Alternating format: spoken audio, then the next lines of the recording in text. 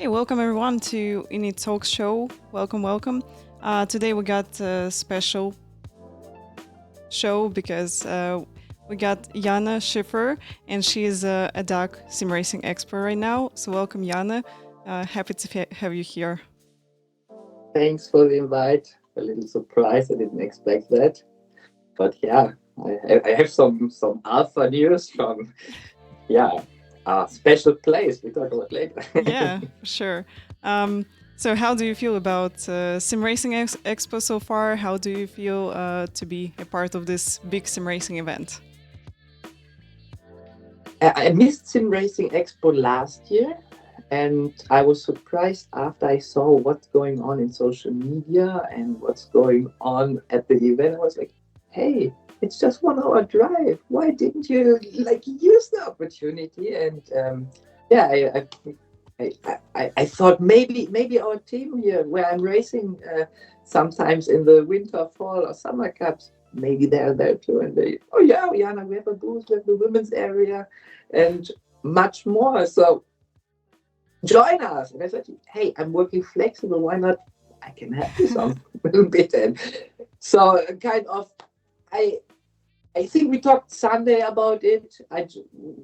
Joined on Tuesday. And Wednesday I was here in Dortmund. We built up everything. It was like super nice to see like everyone real life first time. Just chatting or racing was yeah like it like how it is when you're working remote or have remote contact. So it was super cool to see it and be part of it, especially. Yeah, that's great. I'm so jealous actually because I missed this Sim Racing Expo, but I think maybe I'm going to join the next one.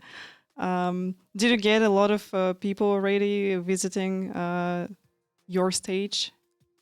Yes.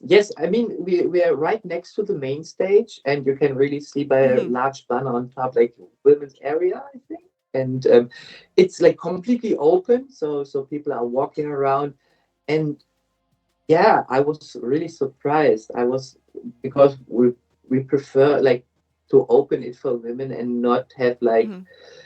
the men dominate the space. It was really interesting to see the males driving. You see, like they're a little bit shy, never had contact because they come kind of as a non-racer, just like to be a company with a group or something. And it was cool to see. This was one part of the like first time contact with the Simric, and like the other people who are like deep into the scene for 10 years or maybe less or more. It was cool to see. Yeah, a lot of people like I would say racer leaderboard 20 plus players racers Hmm. joined like the competition we are doing. So yeah. That's nice. Want to remind everybody that tomorrow INIT Sports is going to have a broadcast. So right here with race, which will happen in Formula 4 at Nürburgring GP in iRacing, and it's going to be at SimRacing Expo. We're going to stream it. It will happen at 3:30 CST time, 3:30 p.m. CST time. So we'll see you here. Um, so talking about sim racing, when did you start sim racing? More interesting how and why. Yeah, so I think I make the full circle. I was in social metaverses around with my VR glasses, so I tried to Hmm. find like what's the next big thing, what does the future look like, especially in the pandemic. We all felt a little bit like going to a concert remote, like it's not happening anymore. I'm so happy about that. But I had a VR headset, and I was thinking about what can you do with it? And I saw someone racing. I was like, oh my god, like it's all about immersion, being like immersed into something, and then you're sitting, you have pedals, you have a this is crazy good idea. And I bought like a super cheap wheel, no force feedback at all. I realized after I Hmm. bought a better one. But yeah, it was my entry 2 years ago, 2.5 years ago, I think November 22. I Hmm. created my iRacing account with my VR glasses. I was immediately like super happy using iRacing. I have all of the sims available, but yeah, my home is iRacing, and yeah, 2 years, and I don't call myself professional, more like hobbyist. I don't have any racing background. Never raced, never been on a racetrack, or maybe twice karting. But the moment I tried it, I was immediately completely catched and hooked, and I realized all the things why racing is interesting, like getting Hmm. better, fighting for the thousands and milliseconds. And after you realize, okay, now you can make it alone on a road track, now start driving with other people. And yeah, it's like for me, it's all what most people already have. Like, yeah, we know it. It's like for me, it's just new experiences. And yeah, I think everyone enjoys racing and knows what I'm talking about when I say I have good and interesting experiences. So yeah, Mhm. I can't even say I had any bad experiences with racing. So super nice community and yeah, and even with my first appearance in the cups, I was not good, but I was consistent, which helps. So I was completely there all time attacks and races, and I put a lot effort. I mean, for my hobbyist, a lot of effort in, and I think I made good for my first ever competition in sim racing. I think I was 6 or 7 of all, so Mhm. not by racing super fast, but consistent taking points for everything. And yeah, no, it's fun. I enjoy it, and that's what's all about. I think in this community, enjoying, having fun, doing races, coming together, having the benefit of 1 + 1 = 3. Sorry, it equals 2, but yeah, I wanted to say 3. And together we, yeah, can show there's a community that is doing something and can build and grow into more for sure. Yeah, for sure. We've been talking about that sim racing community is really friendly, really like helpful to newcomers, which is absolutely amazing. So when I come to a racing with my big in real life experience, I also noticed that everybody like trying to help you, trying to guide you through this way in sim racing. It's absolutely amazing. And so I'm pretty sure that you play some racing games when you was young. Can you tell what was your first racing game? Yeah, um, it's crazy long ago. We are talking from 1987. Hmm. It was a cartridge for a C64, like the first home personal computer, they call it the bread box. Um, and the cartridge, it was Le Mans, Hmm.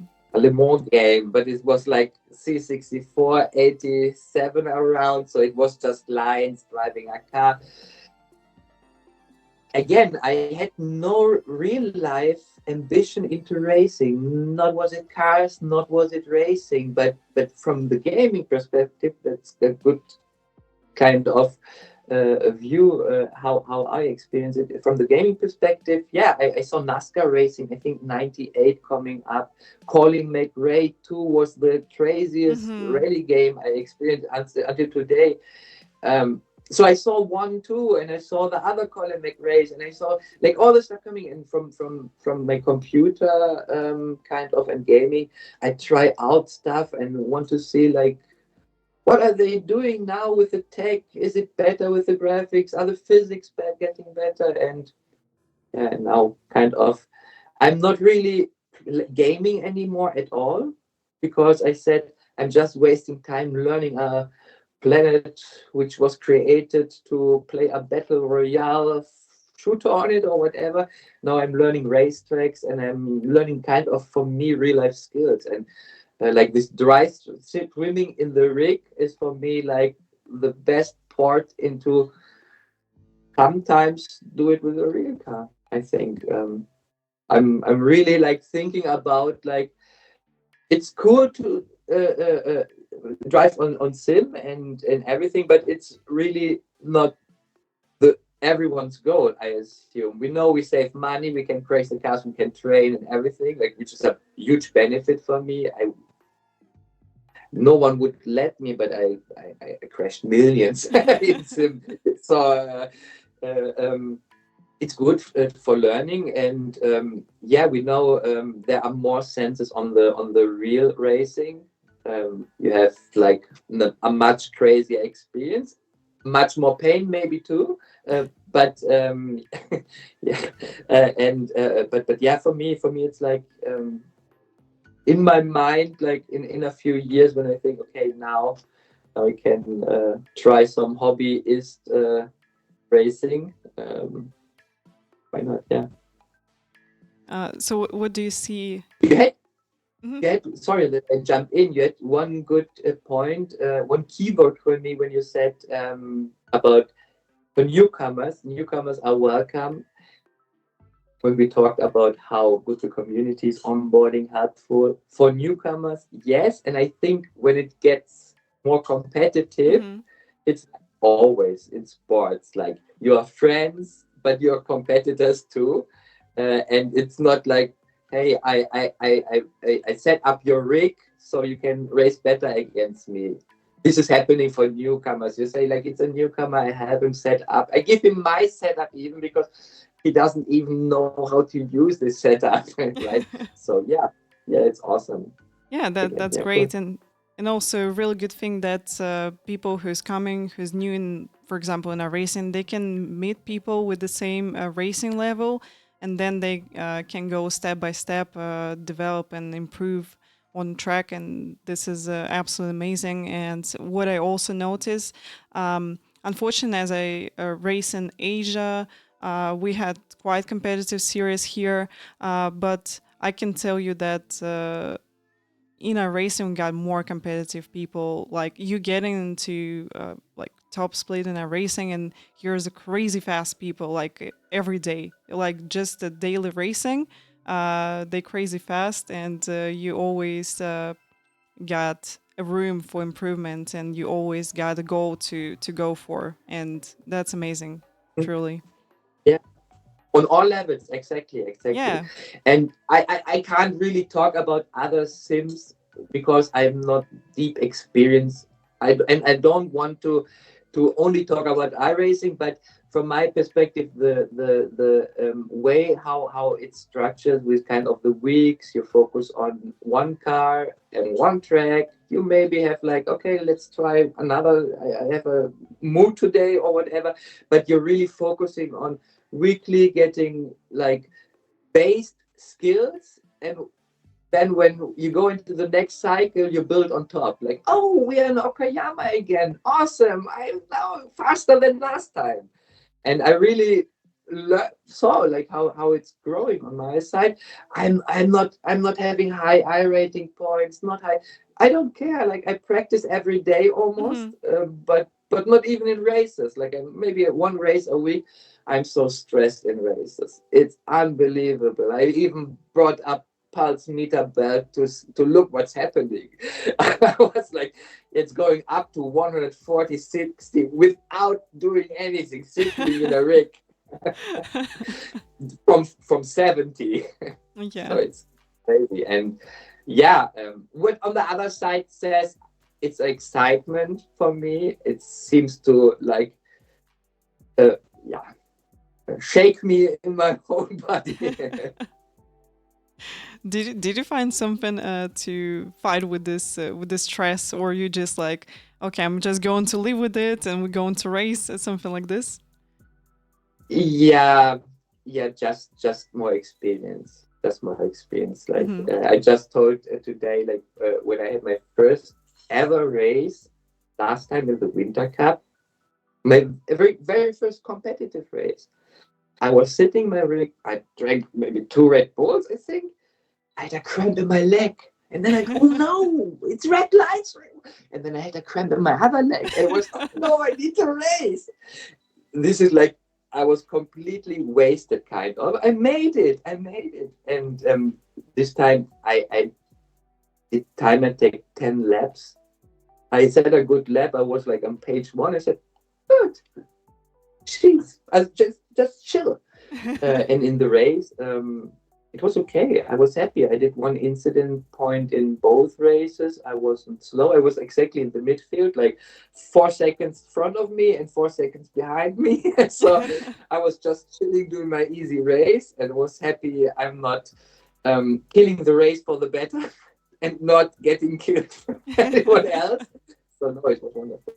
So it was really super chilled. I don't have any pulse, but I would say it was 100 ish if we measure it in pulse on BPM. Right. Yeah, Can experience, really experience is comfort zone. Everyone knows, like going into something you never did, it's kind of out of your comfort zone. You immediately get a little bit stressed if you like that. And yeah, and second time, third time, fourth time, you know it. And Similar, it's for races. I don't know. I think it's just going lower down the more you train. Yeah, but it's still there. I can't say it's gone. Yeah, that's awesome. Really, that like you in a race you stressful sometimes. Sometimes you feel like, okay, I can do my race. Like you got the safe bubble around you. That's great to have always. But yeah, sometimes you're just getting into races where you go in like this to everybody, like really close, and you stressful whole race trying to hold this position, no mistakes. It's so Yeah, yeah. excited Where every am I? time. Yeah. Yeah. Yeah, good. Okay. Yeah, I'm out of this. I'm over like the first trouble you have, like just keeping it on the road, like the very beginner. And I'm not at the point that I say, okay, I'm gonna get this on P1. I know I so even like I'm trying to avoid the hardcore races because I know my heart will pay back. I'm joking. No, really joking. But I'm not rushing into hardcore getting the best. This is normally something which every sports enthusiast wants, like to be the best. I'm joining. I'm doing a soft launch, I could say. Mhm. Yeah. Oh, so sometimes I'm just, trying to stop myself. Like, okay, we're just going to wait. We're going to let go someone. They're going to crash. We'll gain like a couple of positions. But Yeah. yeah, Yeah. sometimes I it's mean. I mean. yeah, Okay. sometimes it's So, really hard to stop yourself from like rushing or getting someone, and you just go for it sometimes. yeah. Yeah. Yeah. I mean, I'm not. Um, I'm not here for the competition at the moment. I'm here for Mhm. the learning, for the learning curve until I can say like, you're gonna see what you have when I race with you. May take some time, but yeah, enjoying a lot the learning phase, right? And everyone can say what they want. They have sure we lock up like you're breaking in like and, Mhm. and going into the corner. Yeah, I'm learning it.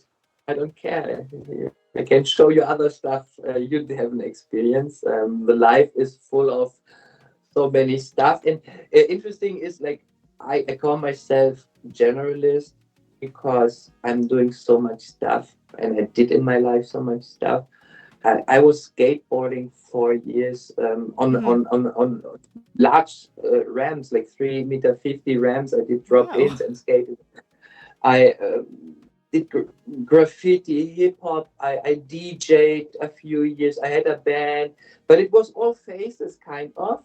Um, and I feel with racing like it's much more hardcore to get in, so it takes much longer. And I'm super excited still after 2.5 years. I do see still no pass or ending of the tunnel. Like, cool. In 2.5 years, I mastered it. I can go to the next one. No, there's so much more. As I said, like if you mastered or at some point in competition, and you say like sim racing was just my training, there's another complete world, right? Yeah, and I remember like a colleague called or a friend called me when we've been in the holidays at the beach. Like every day I wanted to do something like let's go jet ski, let's go this like, and I always want to have action. Yeah, that's why my Discord is never boring. It's never boring. Like, it's never boring with me. Always action, Jana. That's really cool. Yeah, you're so so positive, so dedicated about what you're doing. That's great. Definitely. Um, so, what do you think? Is it possible for people now to jump from sim racing to real racing? Like, how do you see this? Because we definitely can see that a lot of people like jumping from sim racing to real sport, and they compete in real sport as well. What do you think about this from your side? Yeah, I mean, I'm not at age 5 anymore, so I can say like, okay, I push it from now, and in 15 years I can be competitive like in the first league. Um, I started when most of the racers stopped their career.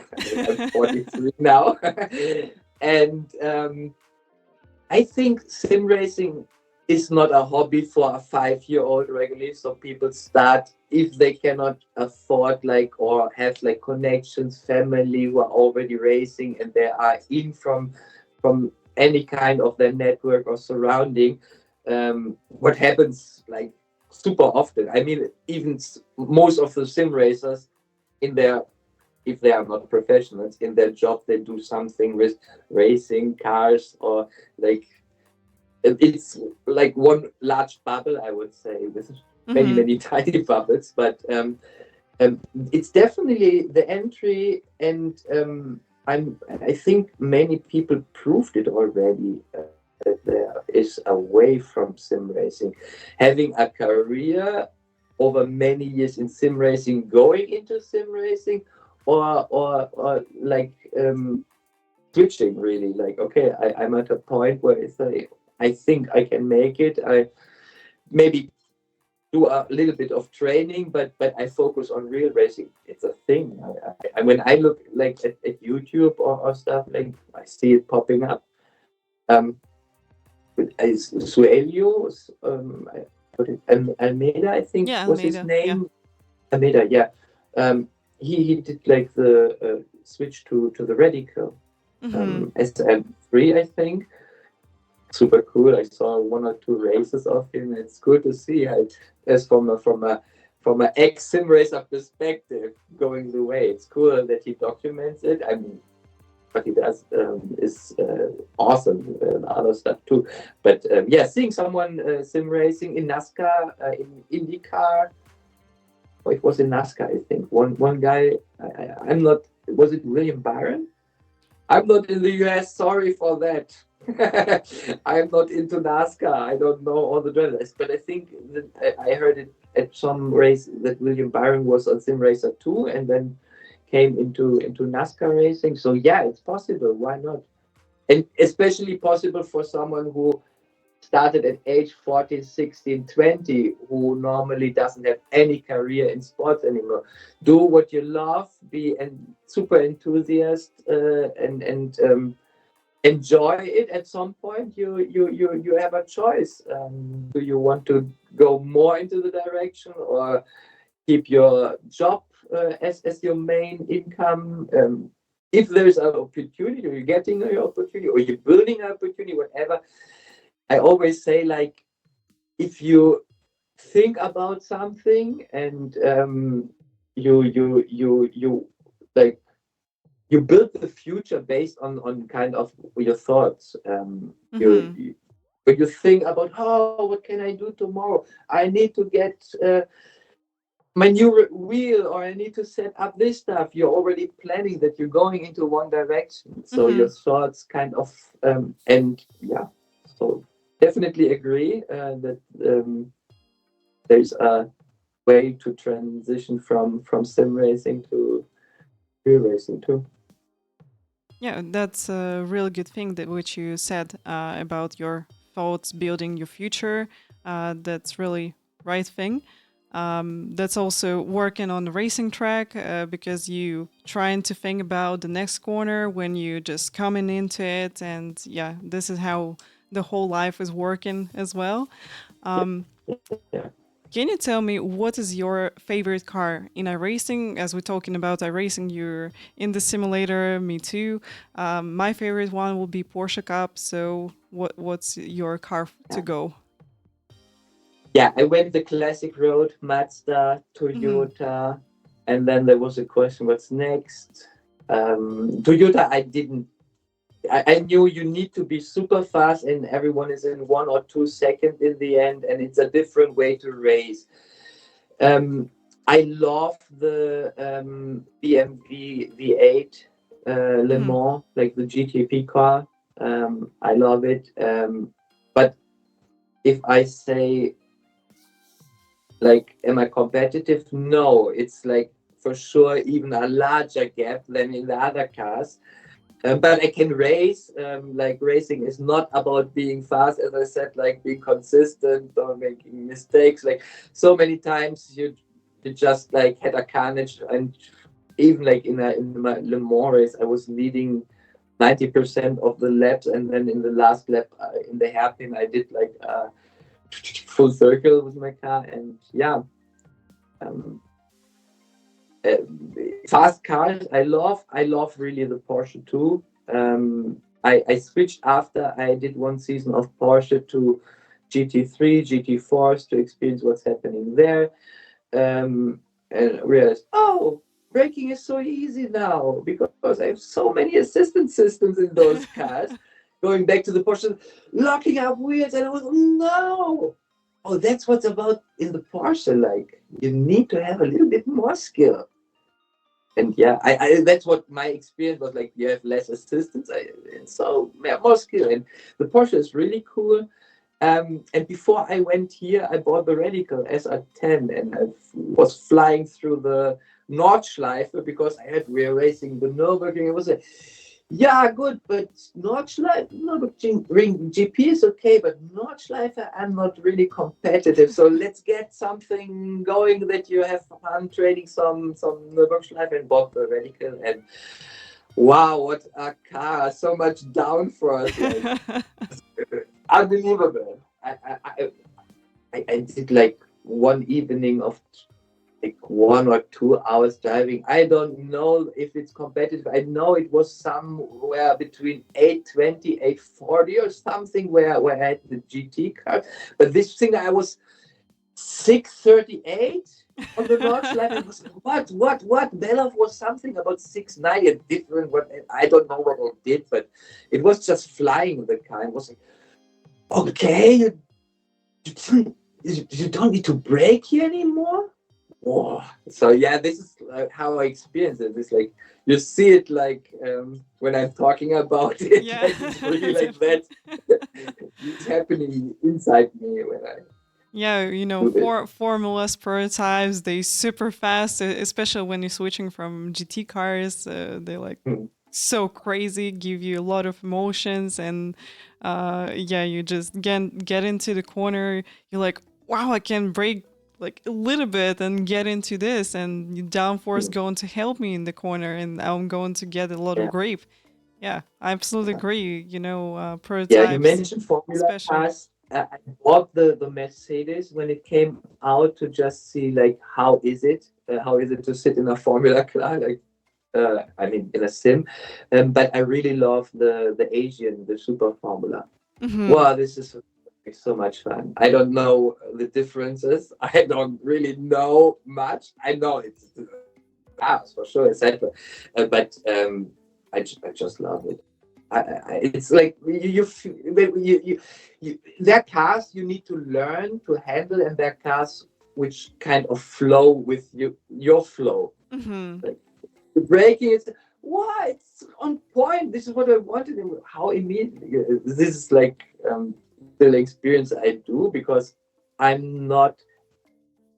I'm driving how the car is first because I want to learn the car. When I'm at a point where I say, okay, now I know when I change this, I will feel it.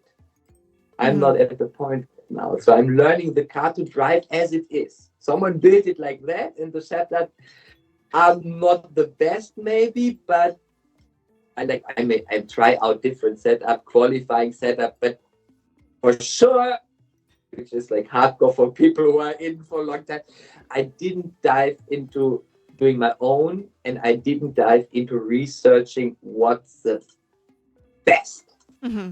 I just tuned a little bit on the where I was thinking I can feel it, but normally not. Normally not. I take it, learn it how it is, and then when I'm on a level to say like I need to change something, they're faster than me. I'm not competitive, and I don't know why it needs to be there. I That's the problems you get when you're at a certain level. I'm not right now. That's a good thing.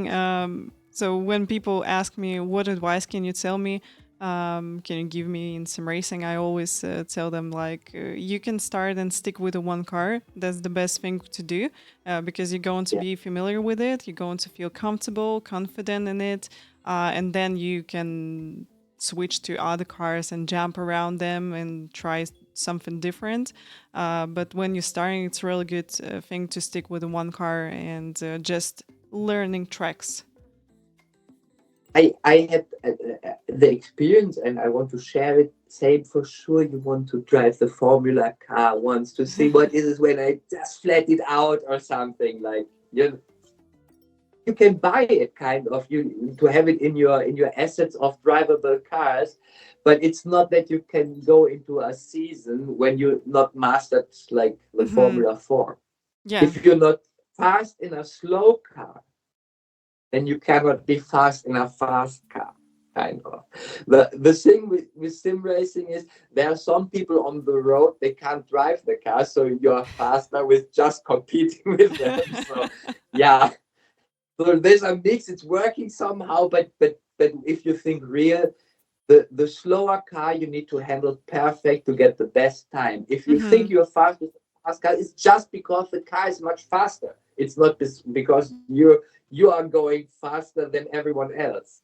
It's just like you can take the corner with 250 instead 120. That Hmm. doesn't make you feel higher, kind of. Yeah. Yeah, I agree. Yes. So I'm playing around with this a little bit, and I'm enjoying it a lot. And yeah, nothing can stop me, kind of.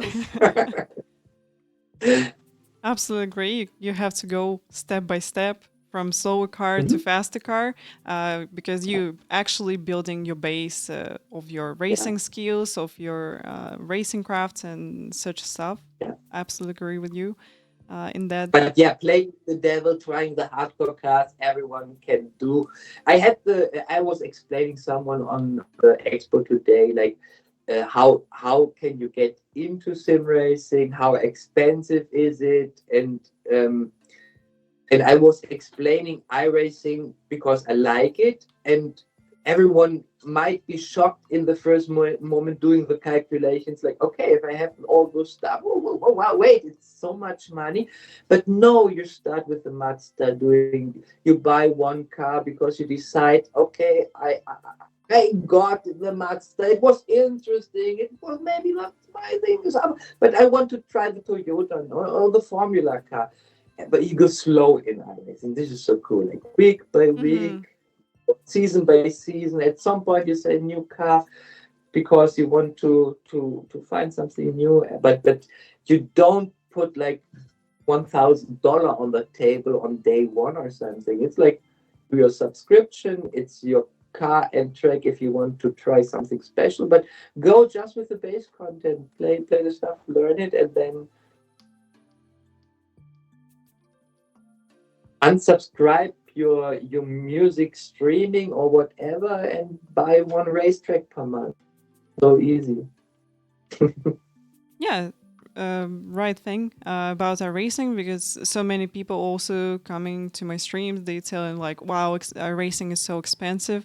And as you said, Mm. we can start from like free content. Right now, we got a lot of free tracks, a lot of free cars. So when I started iRacing, we had only MX5 for the rookie license. Right now, we got also Formula V. So you can start from formulas or you can start from GT cars and build your way here. Um, that's cool. iRacing And, like becoming more flexible for everybody. and there's really I just realized an interesting mechanic. When you then go a little bit higher, you buy the Toyota or Porsche isn't much higher, but then you have the chance of like there are like 2 or 3 of the 13 weeks are with free content, and other is like you don't have Spa as free content Hmm. because it's like a car you need to buy. But you have this 3 weeks or 4 weeks where you can play the new car with the free content. Then you can go back to your Mazda and free content. And the next season you say, okay, I tried the 3 weeks. I want to more. I take the whole season. I need like 4 tracks, but I can buy them like in week 3, 7, 9, and 13. So it's like it's not at day one, as I said. So yeah, sim racing can be expensive, but doesn't need to be. Buy a good rig, but a very cheap one. The difference. So yeah.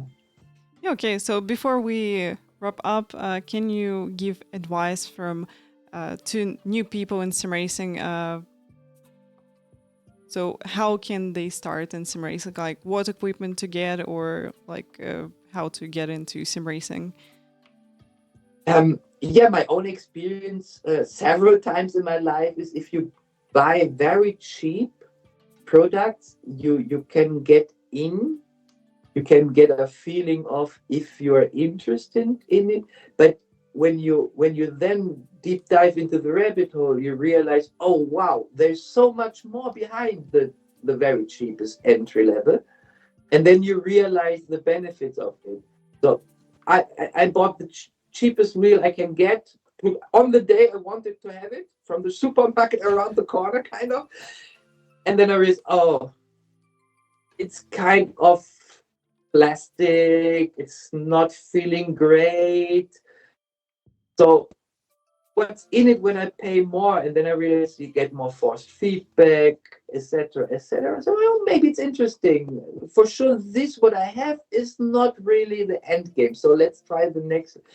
And then I really realized it's just like boosting you so much more when you have a good equipment.